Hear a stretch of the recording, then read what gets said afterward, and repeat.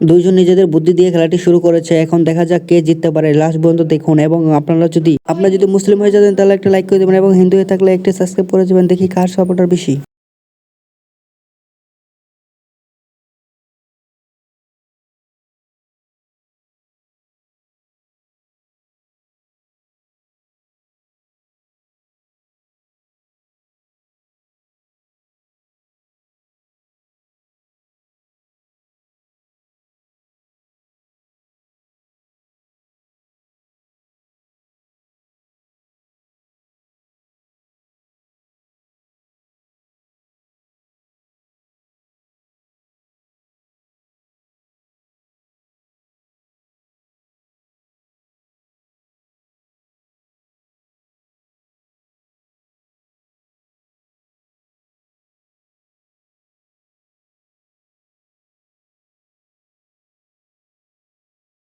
আমার কথা ঠিক হলো, ছেলেটি ম্যাচটি জিতে গেল, মেয়েটি হেরে গেল।